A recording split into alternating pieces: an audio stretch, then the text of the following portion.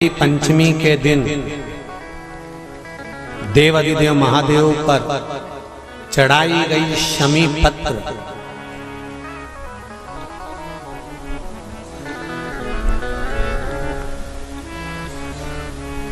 शंकर भगवान पर चढ़ाई गई शमी पत्र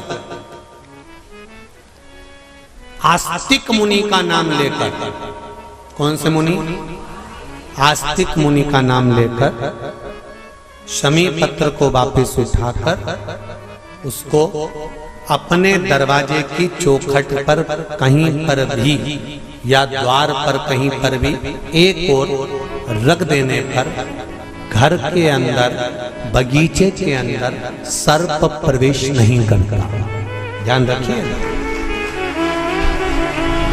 सर्प प्रवेश नहीं करेगा।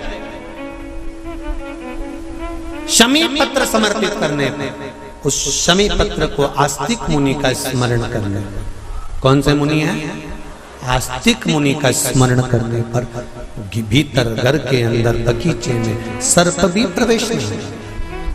उस शमी पत्र में जया, विषहरा, शामली वारी, दौतली और देव, ये पांचों कन्याओं का भाव प्रकट हो जाता है और वो कन्याएं हमारे घर के द्वार की रक्षा करती हैं। तुम्हारे घर की बहन बेटी क्या करती है?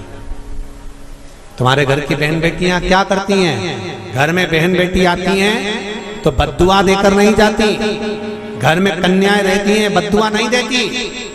घर की बेटियां जब दरवाजा छोड़कर शादी कर वाले दिन, विदाई के दिन अगर जाती भी हैं तो बेटियां हाथ में धान भरकर फेंक कर जाती हैं कि मेरा मायका खूब फले फूले, आगे बढ़े। छापे लगाकर चली जाती हैं कि हमने हमारी जीवन की सारी दौलत, जीवन का सारा सुख अपने मायके में दे दिया है। वो बेटियां होती हैं। तो जया,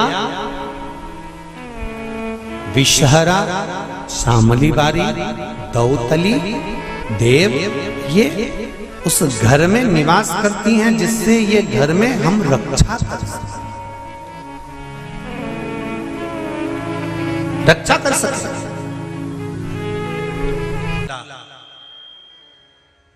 दरवाजे पर जब आता है, मटकी में जो दिया लगाया जाता है, सालियोन लेके खड़ी होती कन्याओं, वो मटकी में एक बत्ती का दिया लगता है कि 4 बत्ती का लगता है? जम के बोले, 4 बत्ती का लगता है ना? 4 बत्ती का दिया, क्योंकि हमारे यहाँ शुभ कार्य हो रहा है, 4 बत्ती का दीप लगाया।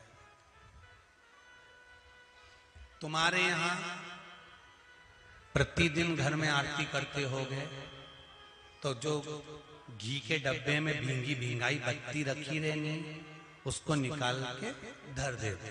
बोलो सही है गलत है? निकाल के धरी, माचिस से लगाई, तन मन धन सब कुछ तेरा, और आरती कर पुरा के, घंटी बजा के, भोग लगा के, शक्कर रख के, भगवान को प्रणाम करके चली जाती। अब तुम्हारे यहाँ सत्यनारायण भगवान की तुमने कथा करवाई तो जो घी की बत्ती लगी वो तो लगी, उसके अलावा एक दिए में कपूर अलग से लगाया। मतलब कितनी बाती हो गई? एक घी की हो गई, एक कपूर की आरती हो गई। जजमान लोग यहाँ आरती करते हैं, उसके बाद में कपूर फिर जला देते हैं। उसका कारण क्या? अधिकता में फल प्राप्त करना, अधिकता में फल देना।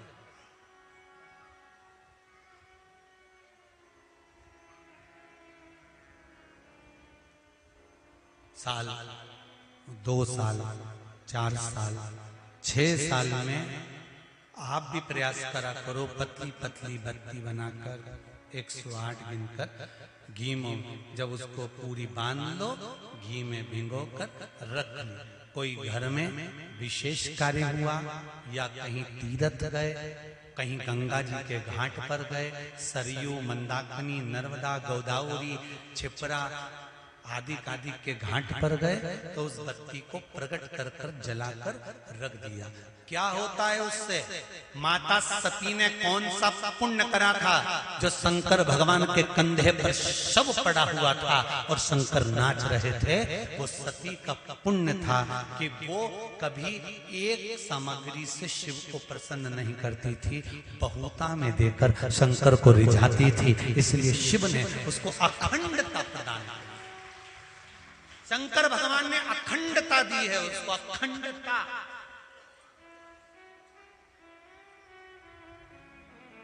भगवान शिव का नाम कुंदकेश्वर पड़ गया। एक बात का हमेशा ध्यान रखिए, जब राह में चलते हुए, कोई कार्य को करते हुए, कोई आगे बढ़ते हुए, कोई बीच में अगर अटकल आ रही है, कुछ कार्य अटक गया है, तो कुंदकेश्वर महादेव का स्मरण करिए। कौन से महादेव का करना है? कुंदकेश्वर।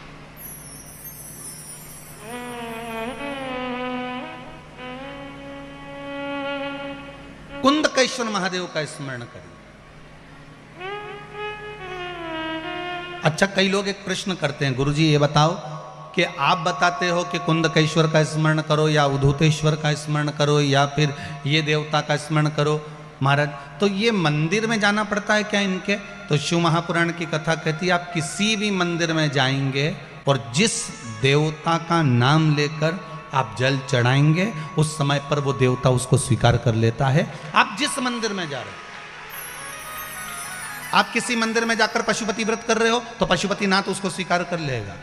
आप किसी मंदिर में जाकर केदारनाथ जी के नाम से जल चढ़ा रहे हो, केदारनाथ भगवान उसको स्वीकार कर लेगा। आप किसी मंदिर में जाकर त्र्यंबक के नाम का जल चढ़ा रहे हो, त्र्यंबकेश्वर भगवान उसको स्वीकार कर लेगा। आप किसी मंदिर में जाकर महाकाल के नाम का जल चढ़ा रहे हो, महाकालेश्वर बाबा उसको स्वीकार कर लेगा। वो उसको प्राप्त कर लेता है, वो उसको ग्रहण कर लेता है। महाराज, श्री शिवाय नमस्तुभ्यम, श्री शिवाय नमस्तुभ्यम। कुंदकेश्वर महादेव का नाम का स्मरण कर लेने पर जीव सुख पा जाता है। आज एक कोई इन्हीं पंडित श्री रमेश मेंदोला मित्र मंडली का ही कोई एक सदस्य सुबह मिलने के लिए आए थे, शायद वो बैठे भी होंगे।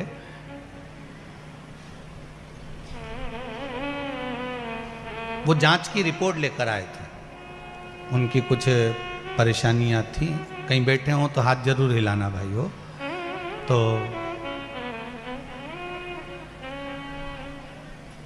मस्तक पर उनके बिंदी लगी हुई थी और उन्होंने कहा गुरुदेव,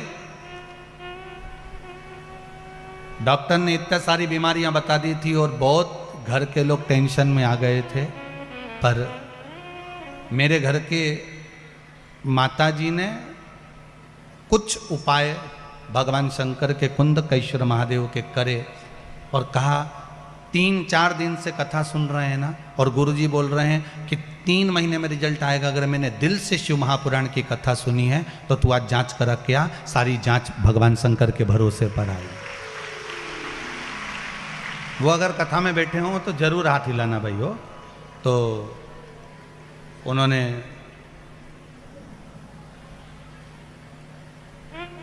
रिपोर्ट निकाली और उस रिपोर्ट को दिखाया कि गुरुजी ये सारी रिपोर्ट है।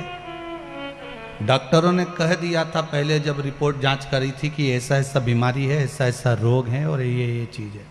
और जैसे ही शिव महापुराण की कथा सुनने के बाद मेरी माता के कहने पर मैंने जांच कराई, सब रिपोर्ट अच्छी आ गई, कुछ भी उसमें प्रॉब्लम नहीं, कुछ भी नहीं।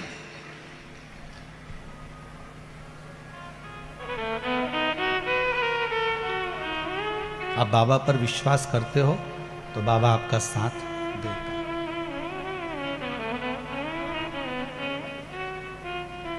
शिव कृपा करता है। ऐसा हो नहीं सकता कि शंकर कृपा ना करे अगर आपका विश्वास प्रबल है। जिस समय कहीं अटक रहे हो, बहुत हम तो यहां तक कहेंगे कि कोई बहुत बड़ी समस्या, बहुत बड़ी प्रॉब्लम सामने आकर खड़ी हो गई है, तो कुंदकेश्वर महादेव के नाम से 1 लोटा पानी, उसमें एक सफेद पुष्प, डालकर शंकर को समर्पित कर दो, या सफेद फूल शिव जी को चढ़ा दीजिए और उस पानी को भगवान शंकर पर समर्पित कर दीजिए महाराज। और उसके बाद आप आगे बढ़ जाइए, फिर कोई डरने की जरूरत नहीं होगी, शिव उसको संभाल लेगा। कुंदकेश्वर महादेव संभाल।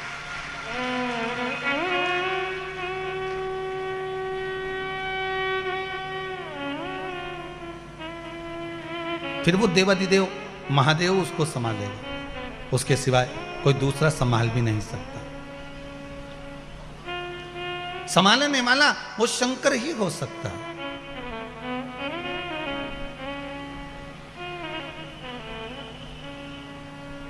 बोलो कुंदकेश्वर महादेव। भगवान कुंदकेश्वर महादेव के रूप में विराजमान हो गए। एक बार भगवान शंकर माता पार्वती को लेकर काशी घूमने के लिए गए, और काशी घूमने के लिए गए तब माता पार्वती जी ने भगवान शिव से कहा, भोलेनाथ आप मेरे साथ इस काशी में विराजमान होइए। शंकर पार्वती काशी में विराजमान होने के लिए बैठे ही थे, इतने में भगवान शंकर को याद किया गया तो शिव जी बैकुंठ के लिए भगवान विष्णु से मिलने के लिए चले गए। माता पार्वती के नैनों में जल भर गया, आप हमारे साथ आए हो, भ्रमण करने के लिए आए हो और आप हमें अकेला छोड़कर जा रहे हो। शंकर भगवान ने कहा, चिंता मत कर पार्वती, सामने अशोक का वृक्ष है, इस अशोक के वृक्ष से जो तू मांगेगी तुझे प्राप्त हो जाएगा, तेरा एकांत समाप्त हो जाएगा। महाराज पीला चंदन, बेलपत्री के दोनों पत्ते पर, लाल चंदन बीच वाले पत्ते पर, शिव मंदिर में जाकर जहां पर शिव मंदिर में ये शिवलिंग है, ये जलाधारी है, ये माता पार्वती का हस्त कमल है जहां शिवलिंग रखा है, ये भाग है, राइट में गणेश जी, लेफ्ट में कार्तिकेय जी, बीच में अशोक सुंदरी है। समझते ना सब लोग। ऊपर से जो बूंद बूंद पानी गिर रहा है, शंकर भगवान की 5 लड़कियां हैं, जया, विषहरा, शामरी बारी, दौतली और देव। शंकर भगवान के 13 बच्चे हैं, उस 13 बच्चे में से 5 कन्याएं शिव जी के ऊपर है। पांचों का नाम आप सब बोलेंगे, जया, विषहरा, शामरी बारी, दौतली और देव। ये शिव जी की 5 लड़कियां जो शिव जी के ऊपर एक एक बूंद पानी गिरा रही हैं। जो जलाधारी लगती है वो शिव जी की 5 बेटियों के नाम से लगती है। शंकर भगवान की 6 नंबर की बेटी अशोक सुंदरी है, जहां से जल बहता है बीच में एक मोटी सी लाइन रहती है, वो शिव जी की छोटी लड़की है अशोक सुंदरी। जहां शिवलिंग रखा हुआ है, गोल जो भाग होता है वो माता पार्वती जी का हस्त कमल, राइट में गणेश जी, लेफ्ट में कार्तिकेय जी, जहां से पानी बह रहा होता है। पानी गिरने के बाद में जितनी दूर तक मंदिर के फर्श से निकलकर जितनी दूर तक जाता है, वहां 33 कोटि देवी देवताओं का निवास होता है। इसलिए शंकर जी के जल को लांघा नहीं जाता।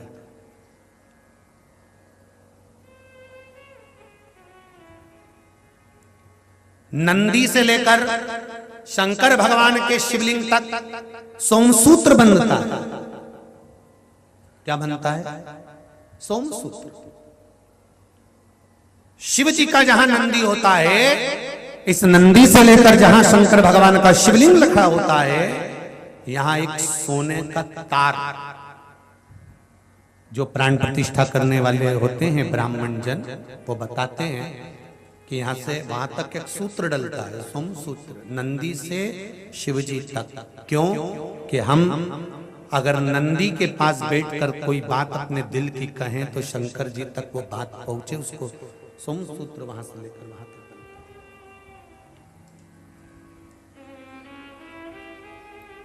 अब तो प्रतिष्ठा के समय पर सोने की वो तार डालते कि नहीं डालते वो पता नहीं, पर शिव मंदिर का नियम है, छोटा सा भी अगर शिव मंदिर बना रहे हो, बड़ा भी बना रहे हो, तो नंदी से लेकर शिवलिंग तक एक सूत्र डलना चाहिए सोने का तार, वो भूमि के अंदर ही होना चाहिए।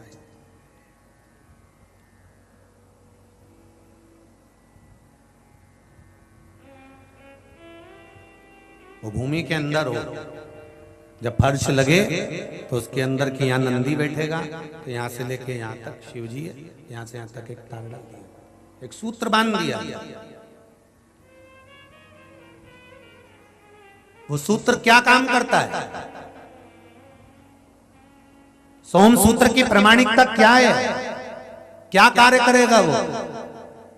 तो वो एक कार्य करता है। आप एक दिन मंदिर गए हो और मंदिर जाने पर अगर आपने एक दिन जल चढ़ाया है, नारी का बीच में रजो धर्म आ गया, वो 7 दिन तक अगर मंदिर नहीं गई है, कोई पुरुष बाहर चले गया, कोई काम आ गया, वो मंदिर तक पहुंचा नहीं है, तो 1 हफ्ते तक अगर आपने जल भी नहीं चढ़ाया है, शंकर के नंदी के पास बैठकर आप अगर आए हो, तो ये सोम सूत्र आपके 7 दिन की पूर्ति कर देता है कि 7 दिन आप मंदिर आए हो। भले आप रजो धर्म के समय पर मंदिर नहीं गए, भले किसी कारण से बाहर चले गए, पर शिवजी पर अगर आप जल चढ़ाकर नंदी के पास 2 मिनट बैठे हो, नंदी के ऊपर हाथ फेरा है या नंदी के कानों में कुछ कहकर आए हो, नंदी का स्पर्श कर आए हो, तो सोम सूत्र का वो तार नंदी के भाव से शंकर से कहता है कि वो नित्य प्रति स्मरण किया। नित्य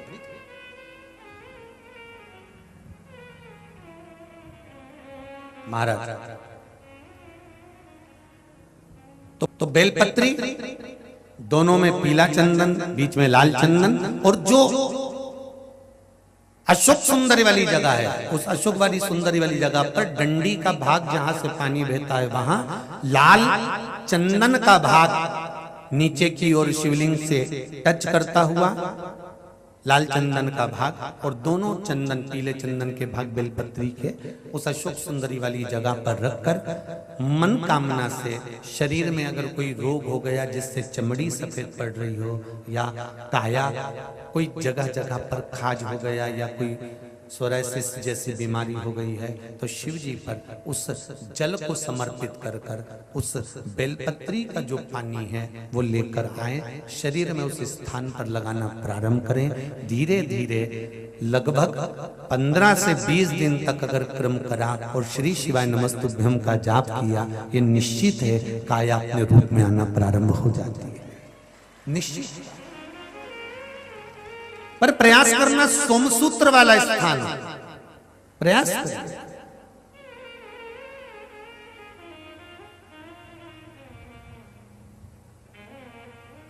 उच्चारण एक ही करना है आपको उस समय पर जल चढ़ाते समय, षडाक्षर मंत्र का उच्चारण। षडाक्षर मंत्र को सब बोलेंगे साथ में, चालू हो जाइए। ओम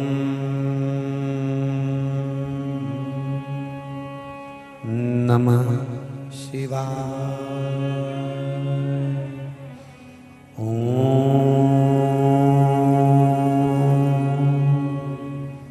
नमः शिवाय,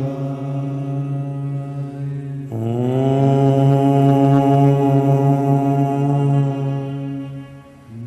नमः शिवाय,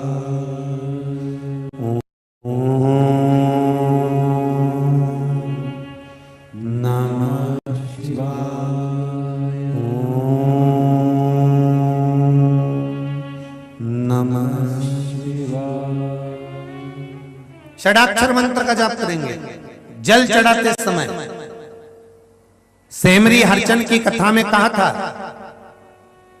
रायसेन की कथा में वर्णन किया था, और हाले कोसा में जो साहू परिवार ने कथा कराई थी उसमें वर्णन किया था कि सूर्य नारायण भगवान को हम जब जल देते हैं,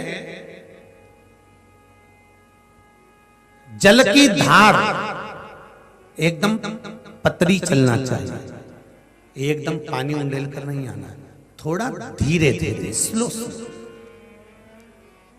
जिस माता के या किसी भाई के तन पर पूरे स्थान में अगर कहीं कैंसर की गांठ भी बता दी है, और अगर आप सूर्य नारायण भगवान को प्रातः के समय पर उसको देखकर जल में सूर्य की किरणों को देखकर जल छोड़ रहे हैं, सूर्य को अर्घ दे रहे हैं, और वो जल की धार आपके कैंसर वाली जगह पर या गांठ वाली जगह पर उस सूर्य की किरण पानी में से आपके उस स्थान पर पड़ रही है जहां पर गांठ है। तो आप 1 या 2 महीने तक लगातार जल चढ़ाएंगे, उसके बाद जाकर जांच कराइए, गांठ धीरे धीरे गलना प्रारंभ हो गई होगी। सूर्य के अर्घ में वो बल होता है। 1 लोटा जल आप चाहे शंकर को चढ़ा रहे हो, चाहे सूर्य को अर्घ दे, जल जल है, जल की बड़ी महत्वता है।